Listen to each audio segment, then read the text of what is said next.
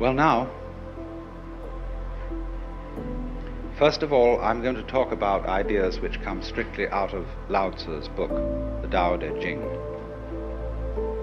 And, of course, the basic thing in the whole philosophy is the conception of Tao. This word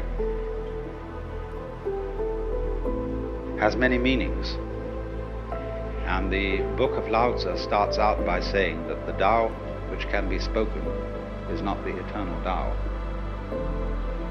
Or there's a pun in there which you can't quite put into English. You can't give all the meanings, because the word Tao means both the way or course of nature, or of everything. It also means to speak. So the actual opening phrase of the book, following this word Tao, is this, you see? And this character means can be, or can, able, something like that. So the way which can be, then give it its second meaning, spoken, described, uttered. But it also means the way that can be weighed. Not W-E-I-G-H, but W-A-Y-E-D. You'd have to invent that word. The way that can be traveled, perhaps, is not the eternal way. In other words, there is no way in which the Tao, or following the Tao, there's no recipe for it. I can't give you any do-it-yourself instructions, A, B, C, D, as to how it's done. It was like when Louis Armstrong was asked, what is jazz? He said, if you have to ask, you don't know. Now that's awkward, isn't it? But we can gather what it is by absorbing certain atmospheres and attitudes connected with those who follow it. And from the art and the poetry and all the expressions and the anecdotes and stories that illustrate the philosophy of the way.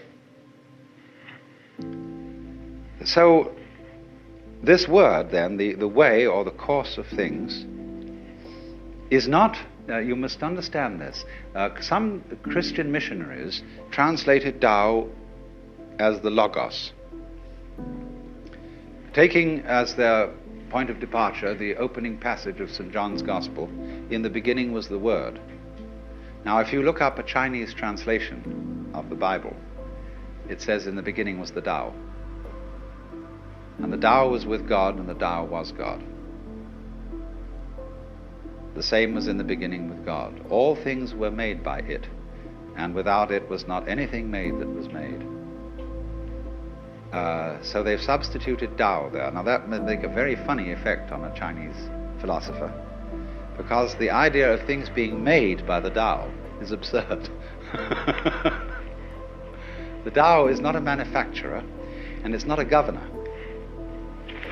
It doesn't rule, as it were, in the position of a king. Although the book, the Tao Te Ching, is written for many purposes, but one of its important purposes is as a manual of guidance for a ruler. And what it tells him is essentially, rule by not ruling. Don't lord it over the people. And so he says the great Tao flows everywhere, both to the left and to the right. It loves and nourishes all things, but does not lord it over them. And when good things are accomplished, it lays no claim to them.